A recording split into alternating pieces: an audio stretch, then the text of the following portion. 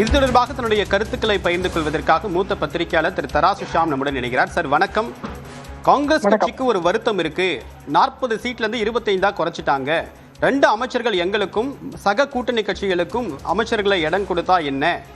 எங்களால தான் திமுக ஆட்சி கட்டில் அமருது, அவங்களுடைய வாக்கு வங்கி 24 விழுக்காடு தான் என்று மாணிக்கம் தாகூர் நியூஸ் 18க்கு பேட்டி அளித்திருக்கார்.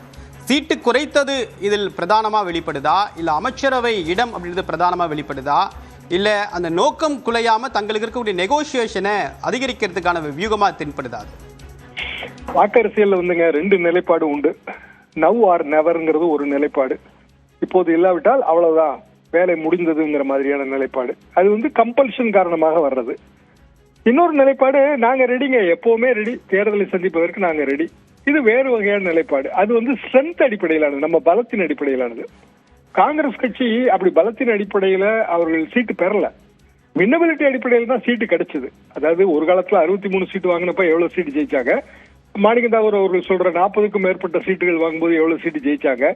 இதை வைத்துத்தான் அடுத்த முறை வந்து அந்த சீட்டு எண்ணிக்கையை டிசைட் பண்ணும். எந்த கூட்டணியும் அப்படிதான். அப்போ திமுகவுக்கு ஓட்டு சதவீதம் இவ்வளவுதான் இருக்கு. இது வந்து தரவுகளின் அடிப்படை. கூட்டணி அரசியல்ல அப்படி ஒரு கட்சியோட ஓட்டு சதவீதம் பிரித்து பார்க்க முடியலங்கிறதா உண்மை. ஏன்னா எல்லா தொகுதியிலையும் எல்லா கட்சிக்கும் ஏதோ கொஞ்சம் ஓட்டு இருக்கும், நம்ம பிரித்து பார்க்க முடியாது. அப்ப எப்படி நெகோசியேட் பண்ண? நம்ம பலம், நாம் வந்து ரெடியா இருக்கிறோம், நாங்க பலம், நீங்க போனா கூட நாங்க எங்களால தனித்து போட்டிட்டு வெற்றி பெற முடியும், இப்படியான ஒரு பலம். ஆனால் திறமையானவர்கள் இருக்காங்களா, அவங்களுக்கு ஏன் மந்திரி பதவி கொடுக்க கூடாது அப்படின்னா, கட்சி அரசியல்ல வேற வழி இல்லை. அப்படின்னா திறமையானவர்கள் கட்சிகளுக்குள்ளதான் இருக்காங்களா? நாங்கெல்லாம் திறமையானவர்கள் கிடையாதா, எங்களுக்கு எல்லாம் மந்திரி பதவி கொடுக்க கூடாதா? எம்ஜிஆர் காலத்துல நாராயணசாமி முதலியார்னு ஒருவருங்க, அவர் அதிமுகவிலே கிடையாது. எம்ஜிஆர் ஜெயிச்சு 1977 ஆட்சிக்கு வந்த உடனே அவரை சட்ட அமைச்சர் ஆக்கினார். அவர் வந்து ஒரு பெரிய சட்ட மேதை, அதனால சட்ட அமைச்சர் ஆக்கினார். அப்படியான ஒரு நிலைப்பாடு இன்னைக்கு எந்த கட்சியாவது எடுக்குமா? வாய்ப்பு இல்லைங்க. கட்சி அரசியல் என்பது என்னன்னா, ஒரு கட்சி ஆட்சி. தமிழ்நாடை பொறுத்தவரையில் ஒரு கட்சி ஆட்சி. ஏன் மந்திரி சபையில மற்றவர்களுக்கு இடம் கொடுக்கல அப்படின்னா, மந்திரி சபை கூட்டு மந்திரி சபை, கூட்டு பொறுப்பு அதுக்கு இருக்கு. அப்ப பல கட்சிகளை சேர்ந்தவர்கள் அங்க இருந்தா அவங்களுக்கு வெவ்வேறு அபிப்பிராயம் இருக்கும். மந்திரி சபையோட கூட்டு பொறுப்புங்கிற அந்த தன்மை வந்து அடிபட்டு போயிடும்.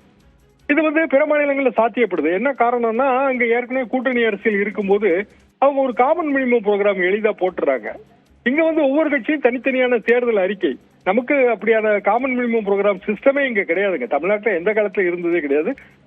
கூட்டணி அரசியல்ல 1967 அண்ணா அவர்களே முதலமைச்சர் வேட்பாளர் இல்லை என்ற அந்த கூட்டணி அரசியல்ல கூட ஒவ்வொரு கட்சியும் தனித்தனியாக தான் தேர்தல் அறிக்கை சமர்ப்பித்தது. அப்படியான சூழ்நிலையில் மாணிக்கம் தாகூர் அவர்கள் கேட்பது நியாயமாக இருக்கலாம், அல்லது அவர் கூறுகிற தரவுகள், அதை பற்றி எனக்கு கருத்து இல்லை. தரவுகள் வந்து பலதரப்பட்ட தரவுகள் இருக்கு, ஒவ்வொருத்தரும் அவங்கவுங்களுக்கு வசதியான தரவுகளை எடுத்துக்கொள்கிறார்கள். இங்கு வந்து ஆட்சியில் பங்கு என்பது தமிழ்நாட்டில் சாத்தியம் இல்லை. இதுதான் வந்து முதலமைச்சர் சொன்னது, அதை தெளிவாக சொல்லிட்டாரு. அது எத்தனையோ நாள் ஆகி போச்சு. இப்ப ஆட்சியில பங்கு சாத்தியம் இல்லை, அதிக இடங்கள் சாத்தியமா, சாத்தியம் இல்லையா, அது வந்து அந்த கூட்டணிக்குள்ள நடக்கிற பேச்சுவார்த்தையை பொறுத்ததுதான். அதிக இடங்கள் கொடுக்கலாம், 2 சீட்டோ 3 சீட்டோ கொடுக்கலாம், கொடுக்காமலும் இருக்கலாம், இது தனி. ஆனா காங்கிரஸ் கட்சி என்ன செய்ததுங்கிற கேள்விக்கு வரலாற்றுல இருந்து விடை தேடணும்ல. பிஜேபி இருக்குங்க, திமுக ஆட்சியை அகற்றியே தீர்வோம். எத்தனை முறை வந்து பிஜேபியோட உயர்மட்ட தலைவர்கள், தேசிய அளவுல பிரதமர், உள்துறை அமைச்சர்லாம் தமிழ்நாட்டுல வந்து பிரச்சாரம் பண்றாங்க. அப்படி காங்கிரஸ் கட்சியில இருந்து யாரு வந்து இந்த கடந்த சில மாதங்கள்ல பிஜேபிக்கு எதிராக என்ன பிரச்சாரம் பண்ணாங்க? எத்தனையோ விஷயங்கள் நடந்தது, என்ன பண்ணாங்க? இவங்க எந்த முயற்சியுமே பண்றது இல்ல. இன்னும் சொல்ல போனா தேர்தல் பணியே பண்ணல. எஸ்ஐஆருக்கு என்ன வேலை பார்த்தாங்க? இந்த 23ஆம் தேதி வாக்காளர் பட்டியல் வரப்போகுது, என்ன வேலை எஸ்ஐஆருக்கு பார்த்தாங்க? பொதுவாக இப்ப கூட்டணி கட்சிகள்லாம் ஆர்ப்பாட்டம் நடத்துச்சுங்க. ஒவ்வொரு ஊர்லயும் பாத்தீங்கன்னா காங்கிரஸ் கட்சியில இருந்து ஒருத்தர் 2 பேர் தான் போனாங்க, ஒரு ஆள், சிங்கிள் பர்சன். அப்ப இவர் சொல்ற தரவுகள்ல காங்கிரஸ் கட்சிக்கு இவ்வளவு பலம் இருக்கு, அவ்வளவு பலம் இருக்கு, நாங்க தாவேகாவோட போறோம் அப்படின்னு சொன்னால் திமுக தலைமை வந்து கொஞ்சம் கொஞ்சமா அவர்களாக போக சொல்லவே மாட்டாங்க. திமுக தலைமை கலைஞர் காலத்துல இருந்து அப்படியான சிஸ்டம் கிடையாது. இவங்களா போனாங்கன்னா சரிதான் அப்படின்னு நினைப்பாங்க. பிற கட்சிகள் கூட காங்கிரஸ் கட்சி வெக்கேட் பண்ணிட்டு போற 25 சீட்ல நமக்கு வாய்ப்பு கிடைக்கும்னு கூட பேசாம இருப்பாங்க. இவர் கம்யூனிஸ்ட் கட்சியெல்லாம் இழுத்து பேசி பிரயோஜனம் இல்ல. என்ன காரணம்னா, அவங்க ஒரு நாள் வந்து காங்கிரஸ் கட்சியோட தனியான கூட்டணிக்கு வரவே மாட்டாங்க. சார், உங்களுடைய விரிவான கருத்துக்களுக்கு மிக்க நன்றி திரு ஷாம். காங்கிரஸ் கட்சிக்கு 2 அமைச்சர்கள் பதவி கொடுத்தால் என்ன தவறு என்று தற்போது காங்கிரஸ் எம்பி மாணிக்கம் தாகூர் நியூஸ் 18 அளித்த நேர்காணலில் கேள்வி எழுப்பியிருக்கிறார்.